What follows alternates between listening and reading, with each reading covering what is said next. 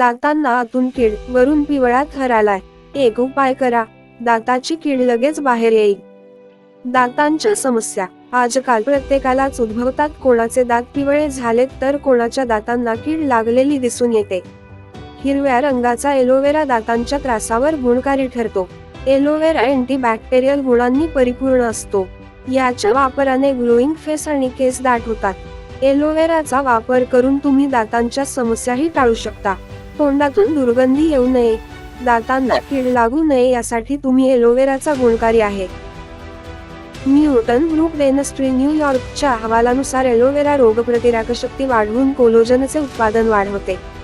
हिरड्यांना सूज असलेल्या रुग्णांवर केलेल्या संशोधनात असं दिसून आलं की एलोवेरामुळे हिरड्यांचे आजार बरे होण्यास गती कमी मिळते.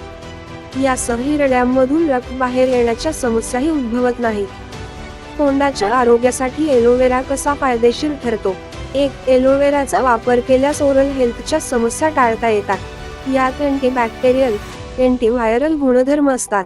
यामुळे तब्येतीशी संबंधित समस्या उद्भवत नाहीत. 2. जर तुमच्या हिरड्या सुजल्या असतील तर एलोवेराच्या मदतीने हिरड्या स्वच्छ करू शकता. यात अँटी इन्फ्लेमेटरी गुण असतात, ते सूज कमी करण्यास मदत करतात. यासाठी हिरड्यांवर एलोवेरा जेलच्या मदतीने हलक्या हाताने मसाज करा. गरम पाण्यात माउथवॉश मिसळून तुम्ही याचा वापर करू शकता. 3. अनेकदा जखम झाल्यानंतर हिरड्यांमधून रक्त बाहेर येऊ लागते.